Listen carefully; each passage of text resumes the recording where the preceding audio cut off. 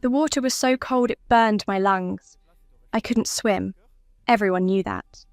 Victoria knew that better than anyone. "Help! Someone help her!" My stepsister's voice echoed across the pool deck, perfectly practiced panic dripping from every word. "It was an accident! She slipped!" But I had felt her hands on my back. The deliberate shove. The satisfied smirk she thought no one else could see. My name is Camilla Rodriguez, and I died on my 22nd birthday. 3 hours earlier. "Happy birthday, sweetheart!" Dad wrapped me in one of his bear hugs, the kind that made everything feel safe for just a moment. 22 years old. I can't believe my little girl is all grown up. "Thanks, Dad." I squeezed him back, breathing in his familiar cologne mixed with sawdust from his construction company. Victoria descended the marble staircase like she was walking a red carpet, her designer dress floating around her perfectly toned legs. At 24, she had inherited our stepmother, Elena's striking features and ruthless ambition. "Happy birthday, sister," she said, the word dripping with false sweetness. Elena appeared behind her, air-kissing my cheeks without actually touching them. "Camilla, darling, you look..." She paused, scanning my simple sundress. Comfortable. The contrast was always there, unspoken but obvious. Victoria with her trust fund, designer everything, and effortless beauty. Me with my community college degree, retail job, and the constant reminder that I didn't quite belong in this world Dad had built after Mum died. "The party planners finished setting up the backyard," Victoria announced. "It looks absolutely divine, very appropriate." I knew that tone. It meant she'd taken over my birthday party planning again, turning it into another showcase for her social media presence. Last year, she'd invited 50 of her influencer friends and exactly 3 of mine. "Victoria, I asked you to keep it small." "Oh, but birthdays are meant to be celebrated." She clapped her hands together. "Besides, Daddy's been working so hard. He deserves to show off his beautiful family." Elena nodded approvingly.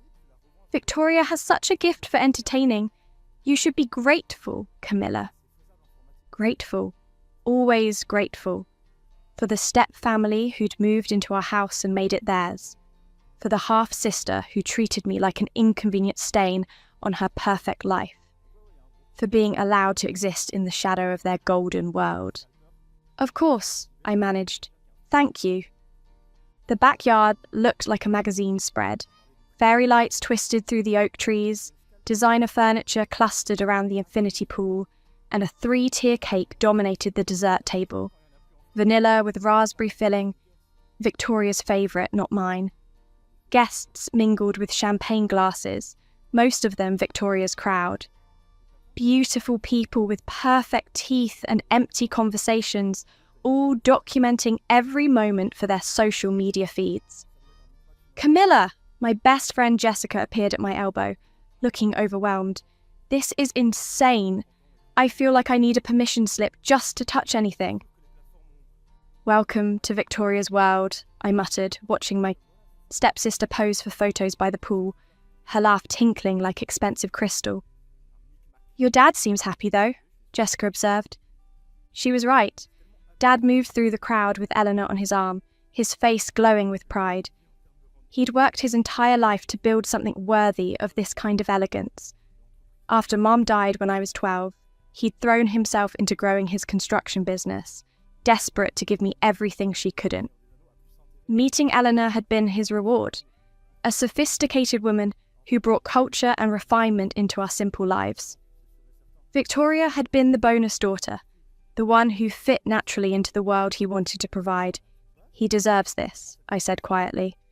"And you deserve better than being a side character at your own party." Before I could respond, Victoria's voice cut through the chatter. "Everyone, attention please.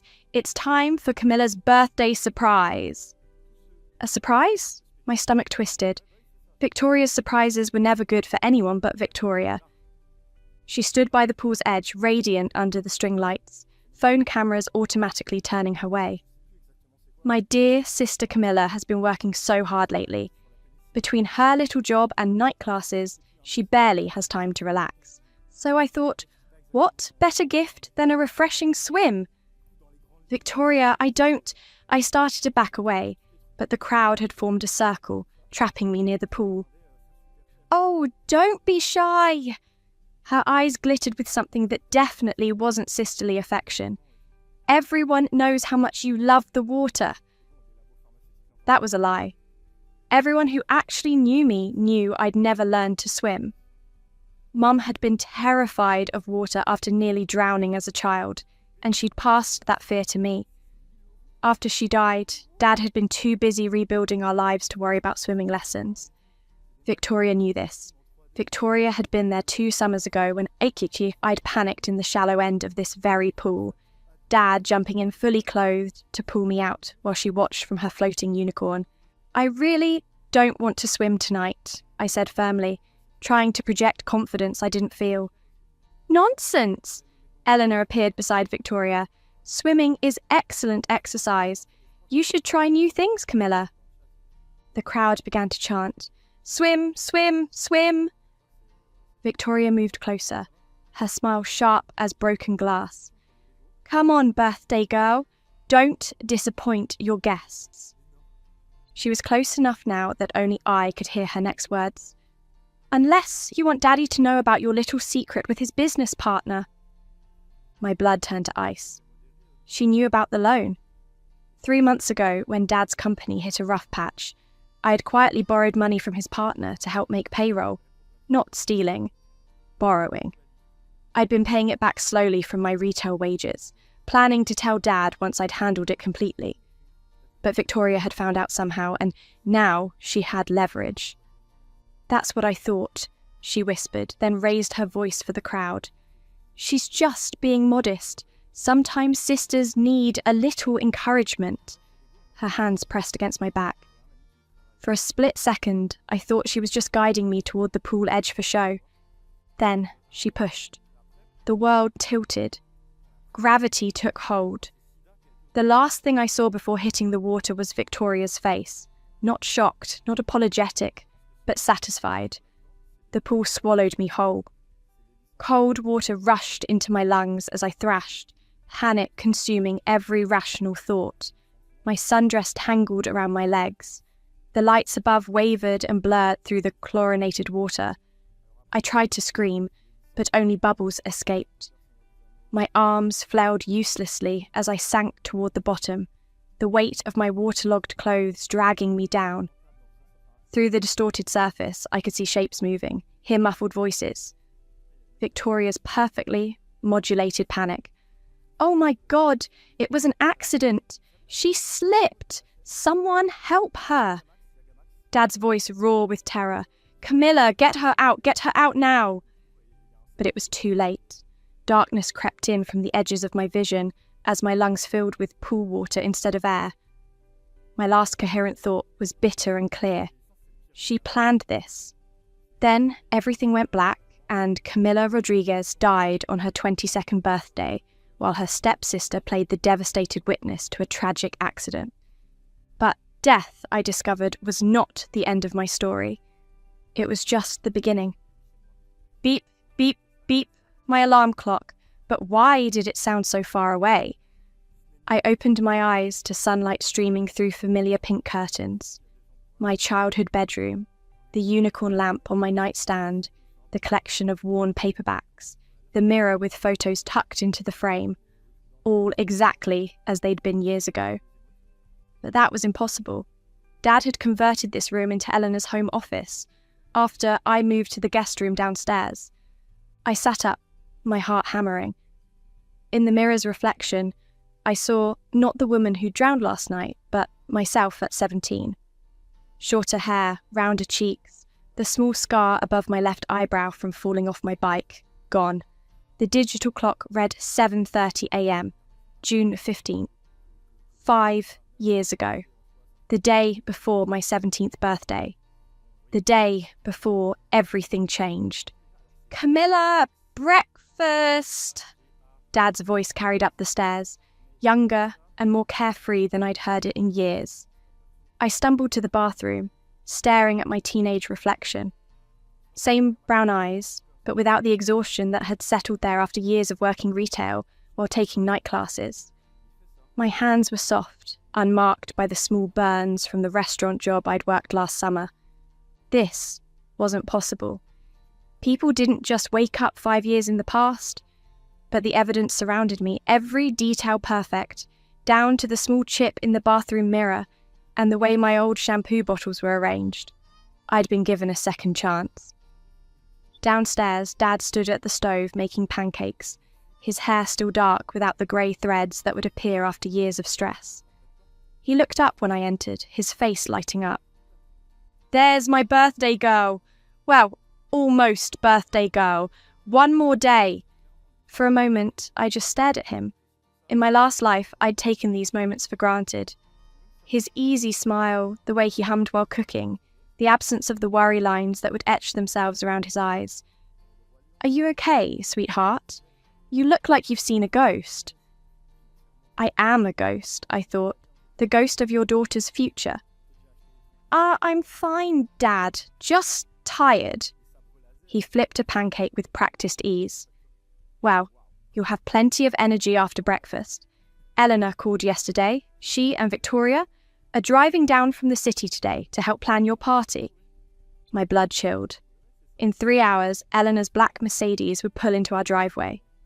Victoria would step out wearing a yellow sundress and fake enthusiasm, beginning her campaign to systematically destroy my life.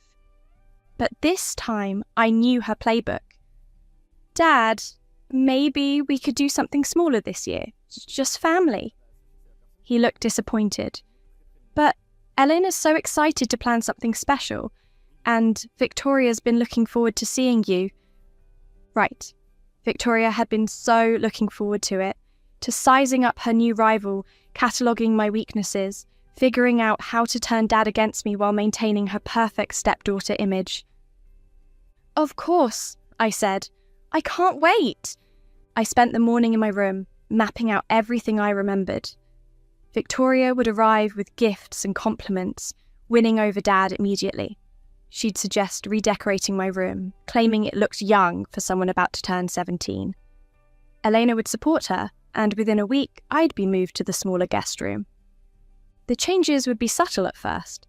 My favourite meals would stop appearing at dinner, replaced by Eleanor's preferences. Family photos would disappear from the mantel, replaced by professional shots that somehow never included me.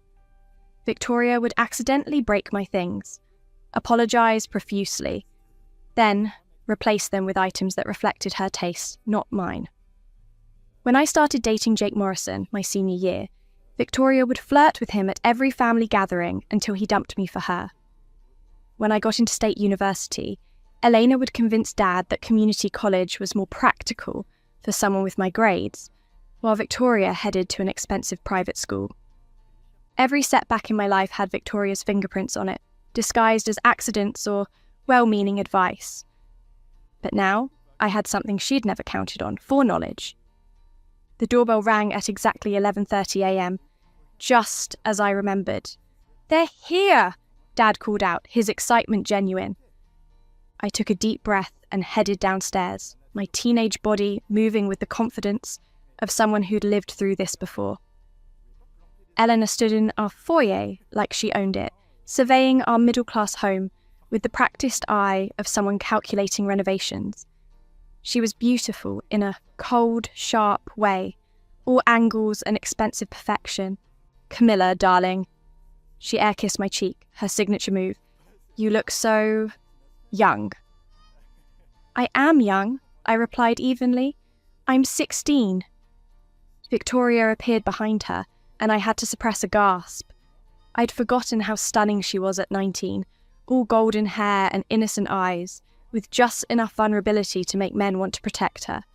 She had perfected that look to devastating effect. "Camilla, oh my goodness, you're so pretty." She rushed forward with apparent enthusiasm, wrapping me in a hug that felt like being embraced by a snake. "I've missed you so much." We'd met exactly once before, at Dad and Eleanor's wedding 2 months ago, but Victoria had always been good at rewriting history. I brought you something. She produced a small wrapped box. Just a little early birthday present. Inside was a delicate silver bracelet, exactly the kind of understated piece that would make my own jewellery look cheap by comparison. Classic Victoria. Generous enough to seem thoughtful, strategic enough to highlight what I lacked. It's beautiful, I said, because that's what she expected. I thought you could wear it tomorrow for your party. Her eyes sparkled with fake excitement. I have so many ideas. We could do a pool party theme. Actually, I interrupted, I can't swim. I am terrified of water. Victoria's smile faltered for just a fraction of a second. In my first life, she'd discovered this weakness months later, filing it away for future use. Now I'd handed it to her immediately, but with a crucial difference. This time, I knew what she'd do with it. Oh, she said, recovering quickly. Well, that's okay. We'll think of something else. Elena was already making herself at home, rearranging Dad's books on the coffee table. This place has such potential, she murmured, more to herself than anyone else. With a few changes, it could be really charming. Dad beamed. Whatever you think would look nice. You have such good taste. I watched him fall under their spell again, saw the exact moment his shoulders straightened and his voice took on a more refined tone. In my first life, I'd thought he was just trying to impress his new wife. Now I understood he was changing himself to become worthy of their world. Camilla, why don't you show Victoria your room? Eleanor suggested. I'd love to get her thoughts on the decor. This was it. The first move in Victoria's long game. In an hour, she'd convinced Dad that my room needed updating for a girl my age. By next week, she'd have transformed it into something that reflected her aesthetic, not mine, making me a stranger in my own home. Sure, I said pleasantly. Come on up, Victoria. I'd love to get your opinion. As we climbed the stairs, Victoria's mask slipped slightly. Her eyes took in every detail of our modest home with calculating precision. The family photos, the worn furniture Dad couldn't afford to replace, the small spaces she would soon claim as her own. But this time, I was calculating too, because I knew something Victoria had never learned. The person who strikes first doesn't always win. Sometimes, the person who strikes last wins everything, and I had 5 years of knowledge to plan the perfect counterattack. Victoria stepped into my room with the practiced grace of a predator surveying territory. Her fingers trailed across my bookshelf, pausing at my collection of fantasy novels. These are so imaginative, she said, the word carrying just enough condescension to sting. I suppose everyone needs an escape from reality. In my first life, that comment had made me defensive. Now, I simply smiled. Imagination is powerful. It helps you see possibilities others miss. She moved to my dresser, picking up a framed photo of Mom and me at the beach. She was beautiful. It must be hard, not having a mother figure around. The manipulation was textbook Victoria. Plant the seed that Elena could fill that role, make me grateful for her presence. But I'd learned to read between her lines. Actually, I have wonderful memories with Mom. Dad's made sure I never felt like anything was missing. I took the photo from her hands, holding it protectively. He's amazing at being both parents. Victoria's smile tightened almost imperceptibly. She needed me to feel incomplete, desperate for female guidance. My contentment disrupted her script. Of course, she said smoothly, though there are some things only another woman can teach you. Fashion, makeup, how to attract the right kind of attention. Like, from boys. Well, eventually you'll want a boyfriend, and when you do, you'll want to know how to keep him interested. I nearly laughed. Victoria would steal Jake from me in exactly 14 months using those same lessons. But this time, I wouldn't be playing her game. Actually, I'm not really interested in dating yet. I'm focused on my studies. I sat on my bed watching her process this unexpected response. I want to get into a great college, maybe study business like Dad. Victoria's eyes sharpened. In her world, women were accessories to powerful men, not competitors. The idea of me having professional ambitions clearly unsettled her.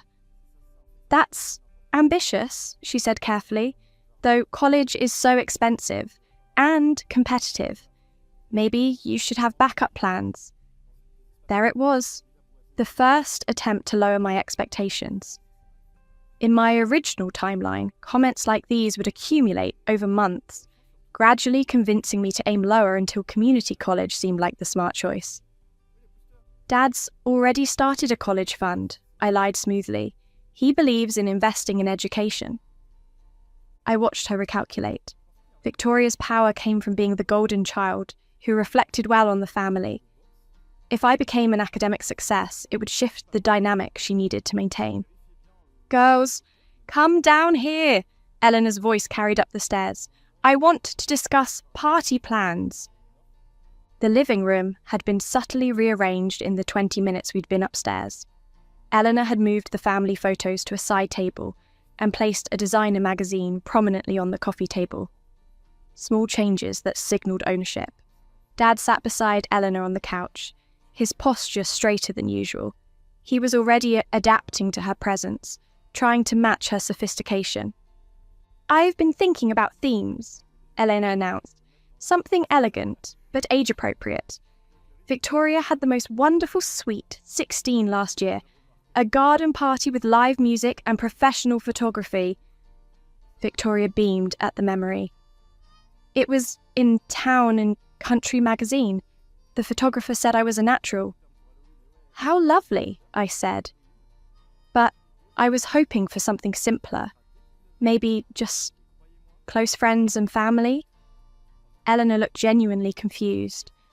"But, darling, this is your chance to make an impression. The right connections made at the right age can shape your entire future." "What kind of connections?"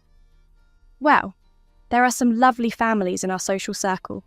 The Williamses have a son your age who's quite accomplished, captain of his tennis team, headed to Princeton, and the Ashford's daughter is starting at the same prep school Victoria attended." I felt the trap closing.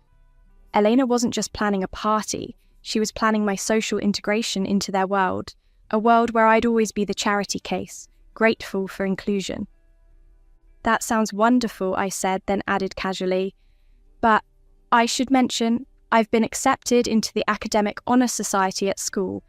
My counsellor thinks I could qualify for full scholarships to top universities." The room went silent. This was information they hadn't possessed in my first life, mainly because I'd been too modest to mention it until after graduation. Dad's face lit up with pride. "Sweetheart, that's incredible! Why didn't you tell me?" I wanted to wait until it was official, but Mrs. Patterson called yesterday to confirm. Victoria's smile had frozen in place. Elena's expression cycled through surprise, calculation, and something that might have been respect. "Well," Eleanor said slowly, "that certainly changes things. Academic achievement should definitely be celebrated." But I could see the wheels turning. If I was academically gifted, I posed a different kind of threat, not just to Victoria's position as the accomplished daughter, but to the entire family dynamic Elena had planned. "Maybe we should invite some of your teachers," Victoria suggested sweetly. "And your academic teammates?" She was already adapting, trying to turn my strength into a weakness by making it the focus of my social identity. In high school, being known as the brain could be social suicide. "Actually, I don't want to make a big deal about school at my birthday party. I'd rather just celebrate with people I care about." Dad squeezed my hand. "Whatever makes you happy, sweetheart." Elena stood abruptly. "Well, I should call the caterer. Victoria, why don't you help me in the kitchen? We can discuss details." As they left, I caught the look that passed between them. Strategy session. They needed to recalibrate their approach based on this new information. Dad turned to me, his eyes shining. "I'm so proud of you, Camilla. Your mother would be thrilled." "Thanks, Dad." I hesitated, then decided to plant a seed of my own. You know, I've been thinking about Mum a lot lately, about the advice she used to give me. What kind of advice? She always said to watch people's actions, not their words, that people show you who they really are if you pay attention. Dad nodded thoughtfully. Your mother was very perceptive about people. She was. I'm trying to be more like her in that way. From the kitchen came the sound of Eleanor's voice, lower now, discussing something with Victoria that they clearly didn't want us to hear. Dad noticed too. They're probably planning some wonderful surprise for tomorrow. Probably, I agreed. But I knew better. They were planning how to handle me, this new version of myself that didn't fit their expectations. Victoria had built her strategy around having a naive, insecure stepsister she could manipulate. Elena had counted on a grateful stepdaughter who would defer to her wisdom and connections. Instead, they were facing someone who remembered every move in their playbook. Over the next hour, Eleanor and Victoria launched a series of subtle tests. Victoria mentioned her expensive private school, waiting for me to express envy. Eleanor discussed the importance of family unity, watching for signs that I might resist their integration efforts. They dropped hints about proper behaviour and appropriate ambitions, gauging my receptivity to their guidance. I navigated each test carefully, giving them enough resistance to seem authentic while avoiding any behaviour that would alarm Dad. The key was making them underestimate me while positioning myself as someone worth taking seriously. As they prepared to leave, Victoria pulled me aside. I'm really excited about getting to know you better, she said, her hand on my arm, in a gesture that looked sisterly but felt possessive. I think we're going to be such good friends. I hope so, I replied. I've never had a sister before. Well, now you do, and sisters look out for each other. Her grip tightened slightly. They share secrets, give advice, help each other make good choices. The threat was delicate, but unmistakable. Victoria was establishing the terms of our relationship. She would be the guide. I would be the follower. Any deviation from that script would have consequences. That sounds perfect, I said with a smile that matched hers in its insincerity. As their car pulled away, Dad wrapped his arm around my shoulders. What do you think of your new family? I watched the Mercedes disappear around the corner, carrying two women who believed they'd successfully laid the groundwork for my subjugation. I think, I said carefully, this is going to be very interesting. Tomorrow was my 17th birthday. In my first life, it had marked the beginning of Victoria's campaign to destroy me. This time, it would mark the beginning of mine to destroy her. My 17th birthday dawned with perfect summer weather, the same cloudless sky that had witnessed my death 5 years in the future. By noon, our backyard buzzed with activity as Elena's hired staff transformed it into an elegant garden party. Victoria arrived early, ostensibly to help, but really to oversee her domain. She wore a flowing white dress that made her look angelic, every inch the devoted stepsister. "Happy birthday, darling!" She kissed both my cheeks, her perfume overwhelming. "Are you excited?" "Absolutely thrilled," I replied, watching her eyes scan the setup. Everything was positioned exactly as I remembered. The dessert table by the pool, the photographer's equipment, the strategically placed furniture that would channel guests toward the water. "I have a special surprise planned for later," Victoria murmured, her voice honey-sweet with malice. "Something unforgettable." I knew exactly what surprise she meant. The same one that had killed me in another timeline. Guests began arriving at 3, mostly Elena's connections and Victoria's prep school friends, with a handful of my classmates looking overwhelmed by the elegance. Jessica appeared at my side, her eyes wide. "This is insane, Cam. I feel like I need a trust fund just to breathe here." "Just enjoy it," I said, but my attention was fixed on Victoria. She moved through the crowd like a queen holding court, her laughter bright and infectious. To everyone else, she was the perfect hostess. Only I could see the calculation behind every gesture. Dad found me by the gift table, his face glowing with pride. "Your sister really outdid herself. This is incredible." "She's very talented," I agreed, watching Victoria pose for photos by the pool, the same pool where she would try to drown me in exactly 3 hours. "I'm so glad you girls are getting along. Having a real family again. It's everything I hoped for." The genuine happiness in his voice made my chest tight. Dad deserved this joy, even if it was built on lies. But soon he'd have to choose between the truth and the fantasy Elena had sold him. "Dad, can I ask you something?" "Of course, sweetheart. Do you remember what Mum used to say about people who seem too good to be true?" He paused, his expression growing thoughtful. "She said they usually are. Why?" "No reason. I just think about her advice sometimes." Elena materialised beside us, interrupting the moment. "Camilla, darling, Victoria wants to show you something special. She's been planning it all week." This was it. The setup. I followed Victoria to the pool area, where she'd arranged a small crowd of witnesses. The photographer positioned himself for the perfect angle, everything orchestrated with deadly precision. "Now that everyone's here," Victoria announced, her voice carrying across the yard, "I have a very special birthday surprise for my dear sister." She gestured toward the pool, where floating candles had been arranged in the shape of a heart. I thought we could do something symbolic. In many cultures, water represents rebirth and new beginnings.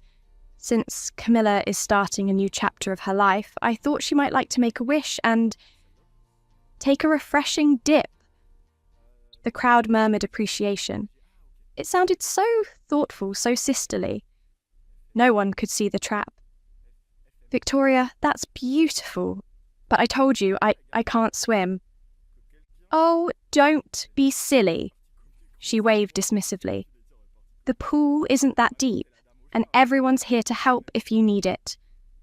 But I knew better. In my original timeline, by the time anyone realised I was actually drowning, it had been too late. Victoria had counted on the few seconds of confusion to seal my fate. "I really don't think—" "Come on, birthday girl," Eleanor joined in, her voice encouraging but firm. "Sometimes we have to face our fears to grow."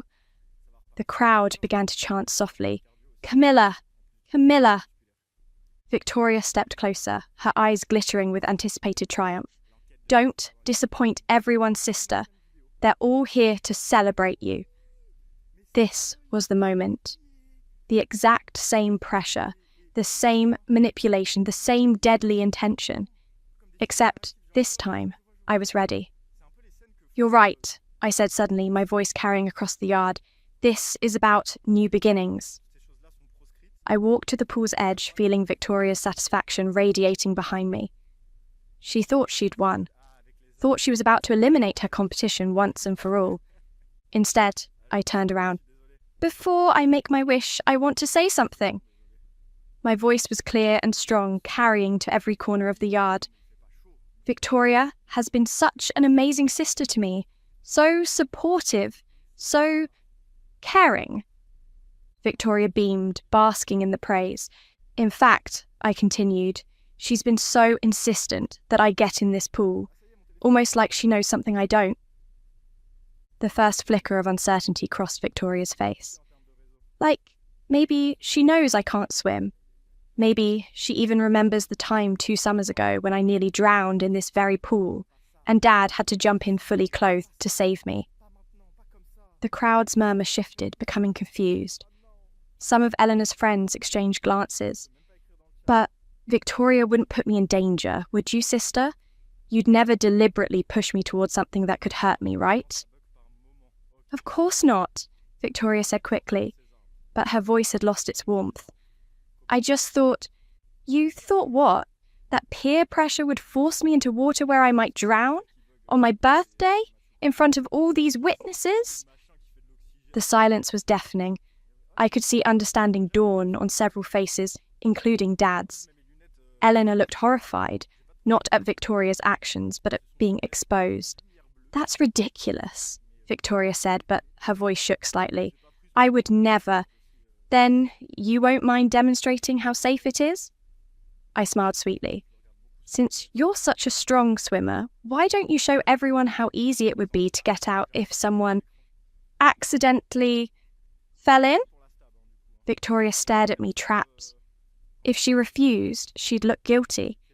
If she agreed, she'd have to admit the pool was dangerous. "I'm wearing a white dress," she said weakly. "So am I." I gestured to my sundress. "But you said it wasn't deep. You said everyone would help. Surely you're not afraid." The photographer, sensing drama, kept snapping pictures. Social media, influencers in the crowd were already live streaming. Victoria's perfect image was cracking in real time. "This is silly," Eleanor intervened. "No one needs to get in the pool." "But Victoria was so insistent," I pressed. "She seemed to think it was important for my growth, my rebirth. Surely what's good for the birthday girl is good for the caring sister." Dad stepped forward, his face grave. "Victoria, what exactly were you planning?" I just thought..." Victoria's composure finally shattered. "She's being dramatic. I wasn't going to push her." The words hung in the air like a confession. No one had mentioned pushing. "But you were thinking about it," I said quietly. "Weren't you?" Victoria's face went white. Around us, phones captured every moment of her breakdown. The perfect stepsister, the golden daughter, reduced to stammering denials that only made her look more guilty. Dad's expression shifted from confusion to horror as the pieces clicked together. "Victoria, were you planning to hurt Camilla?" "No, I would never." "Then prove it." I gestured toward the pool. "Take that swim you were so eager for me to have." Victoria looked around desperately, seeking escape, but found only staring faces and recording phones. Her carefully constructed image was dissolving in real time. "I don't have to prove anything to you," she said finally, her mask slipping completely. "You're nobody. You'll always be nobody." The crowd gasped. Eleanor closed her eyes in defeat. Dad stepped between us, his voice deadly quiet. "Get out of my house." "Daddy, you don't understand." "Get out, both of you, now." As security escorted a sobbing Victoria and a stone-faced Eleanor away, Dad turned to me with tears in his eyes. "I'm so sorry, sweetheart. I should have seen it." "You couldn't have known," I said gently, "but now you do." Later that evening, after the guests had gone and the staff had cleaned up, Dad and I sat by the pool. The floating candles had burned out, leaving only darkness and reflection. "How did you know?" he asked quietly. I thought about telling him the truth, about drowning, about coming back, about living through Victoria's calculated cruelty. Instead, I said, "Mum taught me to watch people's actions, not their words. Victoria's actions never matched her words." Dad nodded slowly. "Your mother always was the smart one." The next morning, social media exploded with videos of Victoria's meltdown. Her influencer career evaporated overnight. Elena's reputation in high society crumbled as the story spread. Within a week, they'd left town entirely, chasing a fresh start somewhere else. Dad and I rebuilt our simple, happy life.